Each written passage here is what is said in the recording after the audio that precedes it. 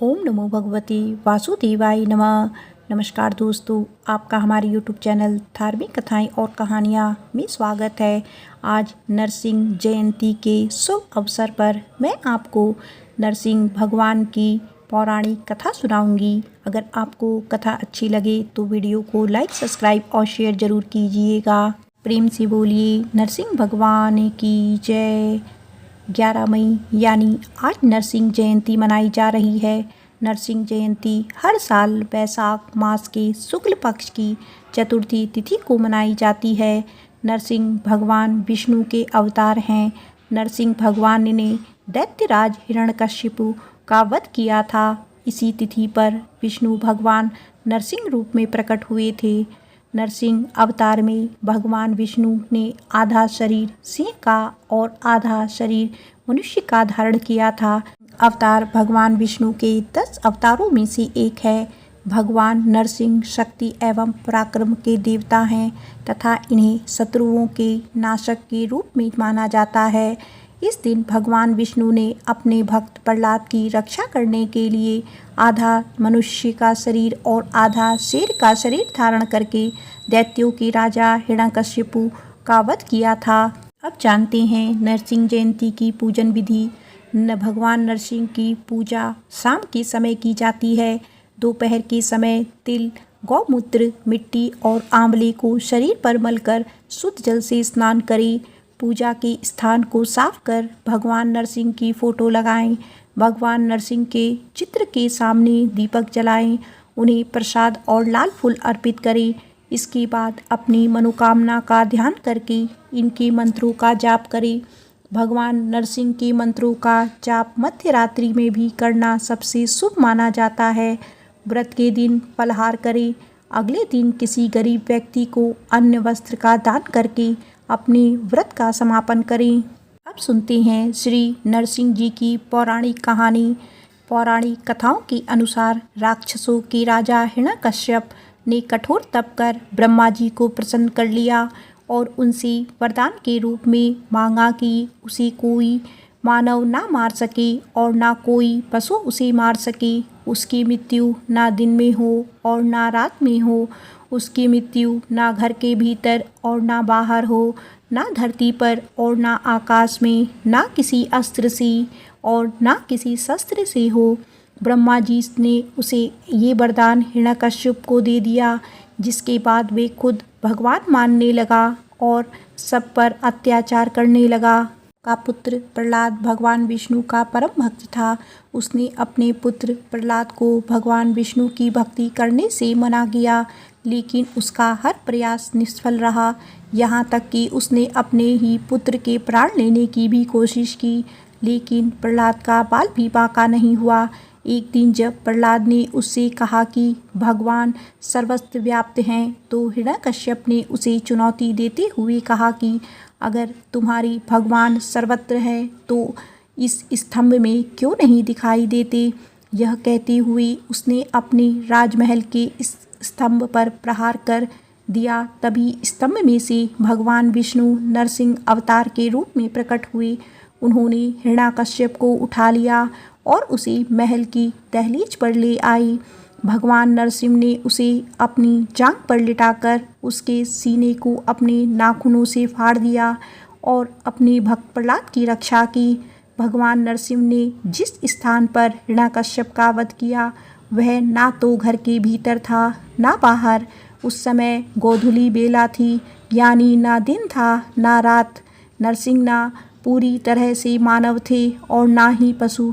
हिरण्यकश्यप का वध करते समय उन्होंने नरसिंह ने उसे अपनी जांघ पर लिटा लिया था, इसीलिए वह ना धरती पर था और ना आकाश में था। उन्होंने अपने नाखून से उसका वध किया। इस तरह उन्होंने ना तो अस्त्र का प्रयोग किया और ना ही शस्त्र का। आइए अब जानते हैं श्री नरसिंह मंत्र का जाप कैसे करें। श्री नरसिंह मंत्र का जाप संध्या काल के समय करना चाहिए, यानी जब दिन खत्म हो रहा हो और रात शुरू होने से पहले जो समय होता है। श्री नरसिंह मंत्र का जाप शुरू करने से पहले स्नान करके साफ सुथरे कपड़े पहन ले। फिर ईशान कोट पर पीले कपड़े पर भगवान श्री नरसिंह की मूर्ति या फोटो की स्थापना करें। भगवान नरसिंह विष्णु जी के रौद्र रूप का अवतार हैं। उनके गुस्से को शांत करने के लिए उन्हें चंदन लगाएं। फिर दूध, पंचामृत और पानी से श्री नरसिंह जी को अभिषेक करें। श्री नरसिंह को दही, मक्खन, तरबूज, सत्तू और ऋतुफल चढ़ाएं। अब जानते हैं श्री नरसिंह मंत्र के जाप करने के लाभ। श्री नरसिंह मंत्र का नियमित जाप करने से शत्रुओं का नाश होता है और जातक को हर प्रकार की समस्याओं से छुटकारा मिल जाता है। श्री नरसिंह मंत्र का नियमित जाप करने से जातक को किसी भी प्रकार के तंत्र मंत्र, बाधा, भूत पिशाच व अकाल मृत्यु के डर से मुक्ति मिल जाती है। श्री नरसिंह मंत्र का नियमित जाप करने से काल सर्प दोष से मुक्ति मिलती है। श्री नरसिंह मंत्र का नियमित जाप करने से धन संपदा की वृद्धि होती है। श्री नरसिंह मंत्र का जाप करने से सरकारी नौकरी मिलती है और व्यापार भी उन्नति होती है। नरसिंह मंत्र का जाप करने से असाध्य रोगों से मुक्ति मिलती है। श्री नरसिंह मंत्र का जाप करने से बुरे ग्रहों कोई बाधा नहीं पहुंचाते हैं। श्री नरसिंह मंत्र का जाप करने से धन वृद्धि का लाभ मिलता है। आइए नरसिंह जयंती के शुभ अवसर पर हम सुनेंगे श्री शालिग्राम जी की पौराणिक कथा। एक बार प्रेम से बोलो विष्णु भगवान की जय। एक कसाई था जिसका नाम था सदना। वह बहुत ही ईमानदार था। वो भगवान के नाम और कीर्तन में मस्त रहा करता था। यहाँ तक कि मांस को काटते बेचते हुए भी वह भगवान का नाम गुणगान करता रहता था। एक दिन वह अपनी ही धुन में कहीं जा रहा था कि अचानक उसके पैर से कोई पत्थर टकराया। वह रुक गया और उसने देखा एक काले रंग के गोल पत्थर से उसका पैर टकरा गया है। उसने वह पत्थर उठा लिया और अपनी जेब में रख लिया, यह सोचकर कि यह मांस तोलने के काम में आएगा। वापस आकर उसने वह पत्थर मांस के वजन को तोलने के काम में लगाया। कुछ ही दिनों में उसने समझ लिया कि यह पत्थर कोई साधारण नहीं है, क्योंकि जितना वजन उसको तोलना होता है पत्थर उतने ही वजन का हो जाता। धीरे धीरे यह बात फैलने लगी कि सदना कसाई के पास वजन करने वाला पत्थर है। वह जितना चाहता है पत्थर उतना ही तोल देता है। किसी को 1 किलो मांस देना होता है तो तराजू में उस पत्थर को एक तरफ डालने पर दूसरी ओर 1 किलो का ही मांस तुलता है। अगर किसी को 2 किलो चाहिए हो तो वह पत्थर 2 किलो के भार जितना भारी हो जाता है। इस चमत्कार के कारण उसके यहाँ लोगों की भीड़ जुटने लगी। भीड़ जुटने के साथ ही सदना की दुकान की बिक्री बढ़ गई। यह बात एक ब्राह्मण तक भी पहुंची। हालांकि वह ऐसी अशुद्ध जगह पर नहीं जाना चाहते थे जहां मांस कटता हो व बिकता हो, किंतु चमत्कारी पत्थर को देखने की उत्सुकता उसे सदना की दुकान तक खींच लाई। दूर से खड़ा होकर वह सदना कसाई को मांस तोलते देखने लगा। उसने देखा कि कैसे वह पत्थर हर प्रकार के वजन को बराबर तोल रहा है। ध्यान से देखने पर उसके शरीर के रोए खड़े हो गए। भीड़ के छंटने अर्थात कम होने के बाद ब्राह्मण सदना कसाई के पास गया। ब्राह्मण को अपनी दुकान में आया देखकर सदना कसाई प्रसन्न भी हुआ और आश्चर्यचकित भी। नम्रता से सदना ने ब्राह्मण को बैठने के लिए स्थान दिया और पूछा कि वह उनकी क्या सेवा कर सकता है। ब्राह्मण बोले, तुम्हारे इस चमत्कारी पत्थर को देखने के लिए ही मैं तुम्हारी दुकान पर आया हूँ, या यूँ कहूँ कि ये चमत्कारी पत्थर ही मुझे खींचकर तुम्हारी दुकान पर ले आया है। बातों ही बातों में उन्होंने सदना कसाई को बताया कि जिसे पत्थर समझकर वो मांस तोल रहा है, वास्तव में वो शालिग्राम जी हैं, जो कि भगवान का स्वरूप होता है। शालिग्राम जी को इस तरह गले कटे मांस के बीच में रखना वे उनसे मांस तोलना बहुत बड़ा पाप है। सदना बड़ी ही सरल प्रवृत्ति का भक्त था। ब्राह्मण की बात सुनकर उसे लगा कि अनजाने में मैं तो बहुत बड़ा पाप कर रहा हूँ। उन्होंने विनय करके सदना ने वह शालिग्राम उन ब्राह्मण को दे दिया और कहा कि आप तो ब्राह्मण हैं, इसीलिए आप ही इनकी सेवा परिचर्या करके इन्हें प्रसन्न करें। मेरे योग्य कुछ सेवा हो तो मुझे अवश्य बताएं। ब्राह्मण शालिग्राम शिला को बहुत सम्मान से घर ले आए। घर आकर उन्होंने श्री शालिग्राम जी को स्नान करवाया, पंचामृत से अभिषेक किया, वे पूजा अर्चना आरंभ कर दी। कुछ दिन ही बीते थे कि उन ब्राह्मण के स्वप्न में श्री शालिग्राम जी आए और कहने लगे कि हे ब्राह्मण, मैं तुम्हारी सेवा से प्रसन्न हूँ, किंतु तुम मुझे उसी कसाई के पास छोड़ आओ। स्वप्न में ही ब्राह्मण ने कारण पूछा तो उत्तर मिला कि तुम मेरी अर्चना पूजा करते हो, मुझे अच्छा लगता है, परंतु जो भक्त मेरे नाम का गुणगान कीर्तन करते रहते हैं उनको मैं अपने आप को भी बेच देता हूँ। सदना तुम्हारी तरह मेरी सेवा नहीं करता, परंतु वह हर समय मेरा नाम गुणगान करता रहता है, जो कि मुझे बहुत अच्छा लगता है, इसीलिए तो मैं उसके पास गया था। ब्राह्मण अगले दिन ही सदना कसाई के पास गया और उनको प्रणाम करके सारी बात बताई। तत्पश्चात श्री शालिग्राम जी को उन्हें सौंप दिया। ब्राह्मण की बात सुनकर सदना के आंखों में आंसू आ गए।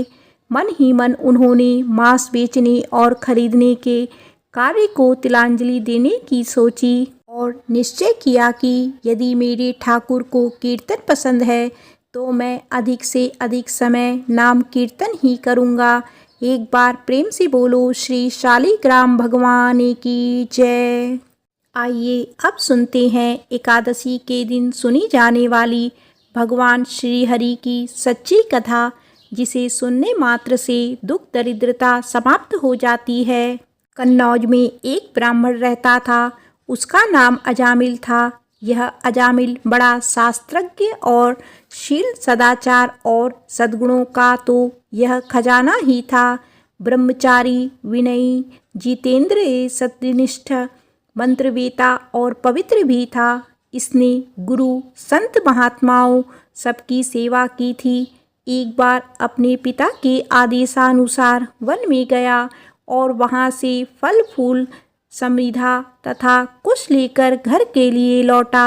लौटते समय इसने देखा कि एक व्यक्ति मदिरा पीकर किसी वेश्या के साथ विहार कर रहा है। वेश्या भी शराब पीकर मतवाली हो रही है। अजामिल ने पाप किया नहीं, केवल आंखों से देखा और काम के वश में हो गया। अजामिल ने अपने मन को रोकने की बहुत कोशिश की, लेकिन नाकाम रहा।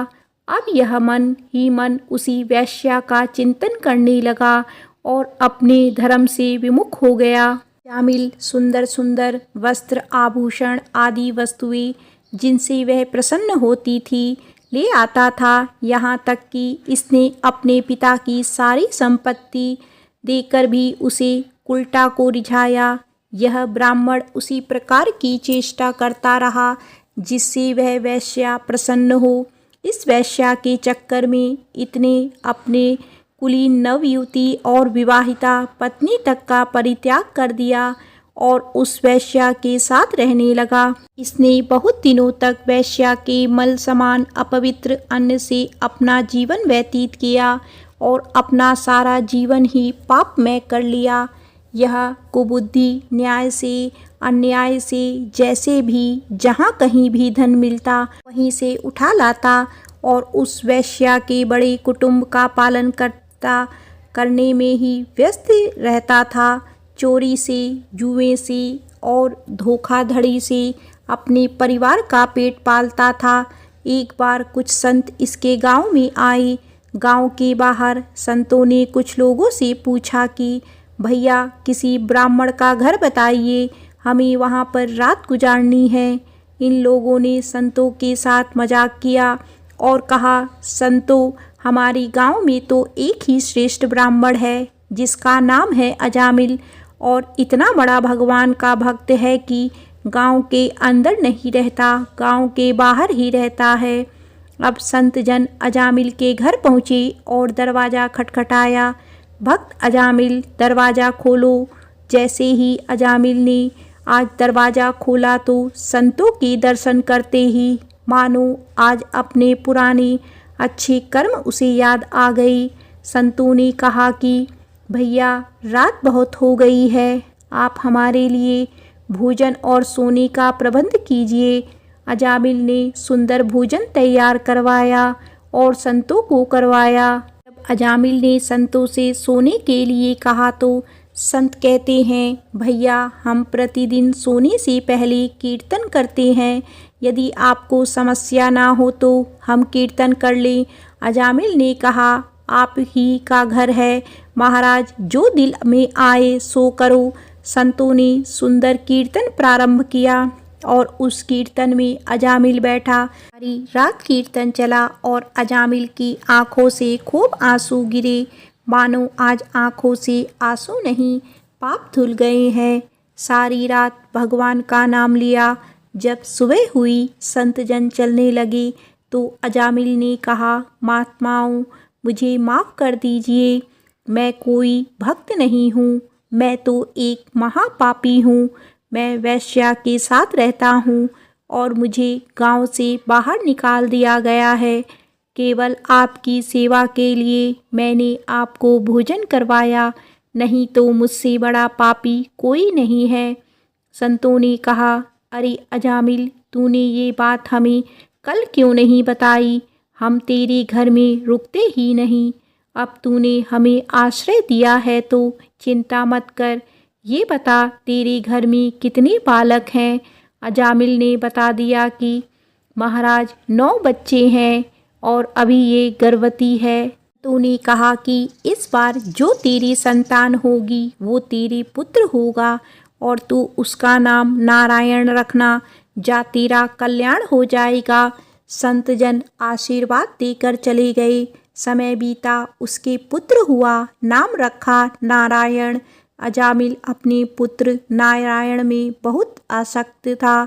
अजामिल ने अपना पूरा संपूर्ण हृदय अपने बच्चे नारायण को सौंप दिया था। हर समय अजामिल कहता था कि नारायण, भोजन कर लो, नारायण, पानी पी लो, नारायण, तुम्हारा खेलने का समय है, तुम खेल लो। हर समय नारायण नारायण करता था। इस तरह 88 वर्ष बीत गए। वह अतिशय मूढ़ हो गया था। उसे इस बात का पता ही ना चला कि मृत्यु मेरे सिर पर आ पहुंची है। अब वह अपने पुत्र बालक नारायण के संबंध में ही सोचने विचारने लगा। इतने में ही अजामिल ने देखा कि उसे ले जाने के लिए यमराज के दूत आए हैं और वह नारायण नारायण पुकारने लगा। भगवान के पार्षदों ने देखा कि यह मरते समय हमारे स्वामी भगवान नारायण का नाम ले रहा है, उनके नाम का कीर्तन कर रहा है, अतः वे बड़े वेग से झटपट वहाँ आ पहुँचे। उस समय यमराज के दूत दासीपति अजामिल के शरीर में से उसके सूक्ष्म शरीर को खींच रहे थे। विष्णु दूतों ने बलपूर्वक रोक दिया। उनके रोकने पर यमराज के दूतों ने उनसे कहा, अरे धर्मराज की आज्ञा का निषेध करने वाले तुम लोग हो कौन? तुम किसके दूत हो? कहाँ से आए हो? और इसे ले जाने से हमें क्यों रोक रहे हो? यमदूत ने इस प्रकार कहा। तब भगवान नारायण के आज्ञाकारी पार्षदों ने हंसकर कहा, यमदूतों, यदि तुम लोग सचमुच धर्मराज के आज्ञाकारी हो तो हमें धर्म का लक्षण और धर्म का तत्व सुनाओ। का पात्र कौन है? यमदूतों ने कहा, वेदों ने जिस कर्मों का विधान किया है वे धर्म है और जिनका निषेध किया है वे अधर्म है। वेद स्वयं भगवान के स्वरूप हैं। वे उनके स्वाभाविक श्वास प्रवास एवं स्वयं प्रकाश ज्ञान है, ऐसा हमने सुना है। पाप कर्म करने वाले सभी मनुष्य अपने अपने कर्मों के अनुसार दंडनीय होते हैं। भगवान श्री हरि विष्णु जी के पार्षदों ने कहा, यमदूतों, यह बड़े आश्चर्य और खेद की बात है कि धर्मज्ञों की सभा में अधर्म प्रवेश कर रहा है, क्योंकि वहाँ निरपराध और अदंडनीय व्यक्तियों को व्यर्थ में ही दंड दिया जाता है। यमदूतों, इनके कोटि कोटि जन्मों की पाप राशि का पूरा पूरा प्रायश्चित कर लिया है, क्योंकि इसने विवश होकर ही सही भगवान के परम कल्याण में मोक्षप्रद नाम का उच्चारण किया है। जिस समय इसने नारायण इन 4 शब्दों का उच्चारण किया, उसी समय केवल इतने से ही इस पापी के समस्त पापों का प्रायश्चित हो गया।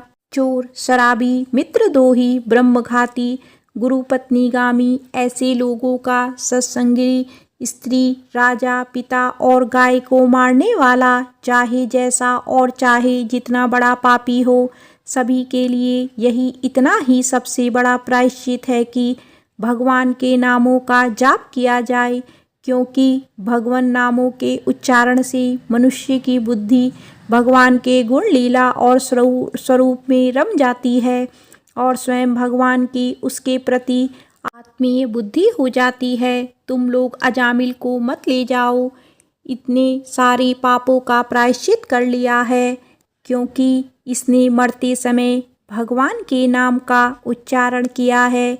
इस प्रकार भगवान के पार्षदों ने भागवत धर्म का पूरा पूरा निर्णय सुना दिया और अजामिल को यमदूतों के पास से छुड़ाकर मृत्यु के मुख से बचा लिया।